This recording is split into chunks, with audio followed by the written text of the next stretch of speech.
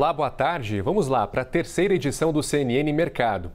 Neste momento, o dólar opera perto da estabilidade aos R$ 6,06, enquanto o Ibovespa avança mais de 0,6% acima dos 126 mil pontos.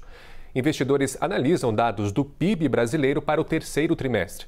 Mais cedo, o IBGE divulgou que a economia desacelerou a expansão durante o período, em linha com as projeções de economistas.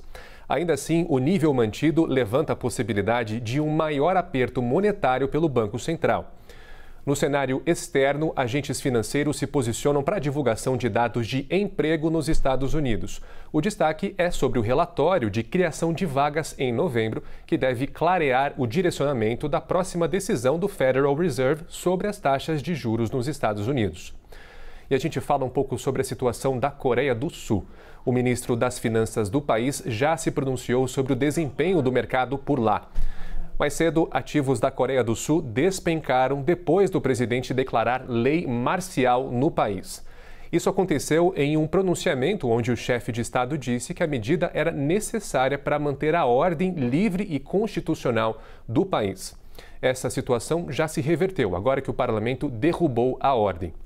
Os ETFs coreanos chegaram a cair mais de 5% nas negociações com os Estados Unidos, a pior queda registrada desde agosto.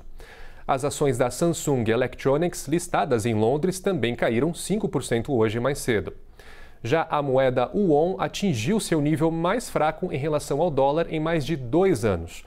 Não está claro ainda o efeito da votação, mas pela lei sul-coreana, o presidente é obrigado a cumprir a decisão do parlamento.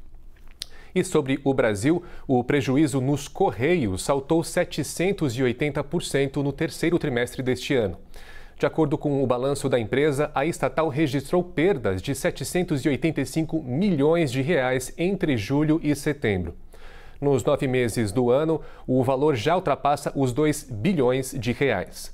Por causa da situação fiscal, os Correios decretaram um teto de gasto para o ano que vem de 21,9 bilhões de reais. E, além disso, outras 3 ações foram determinadas para evitar insolvência, ou seja, o risco da empresa falir e precisar ser resgatada pelo Tesouro Direto. Entre elas estão a suspensão temporária das contratações por no mínimo 120 dias, o corte de preços de contratos em pelo menos 10% e também encerramentos de acordos. E com o PIB do terceiro trimestre divulgado hoje, o Brasil fica entre os 10 países com as maiores altas do terceiro trimestre. O ranking é composto por dados da OCDE e também do IBGE e indica que 30 países tiveram variação positiva no PIB durante o período. Brasil, China e Israel estão empatados nesse ranking. E, ao todo, os resultados das 37 economias indicam um crescimento médio de 0,37% entre os países emergentes dos membros da OCDE. Para conferir mais detalhes desse ranking, é só acessar a matéria do Patrick Fuentes, na aba de Economia do nosso site da CNN Brasil. Eu volto com o CNN Mercado às 5:50 da tarde com mais assunto. Vem aí o CNN 360. Tchau!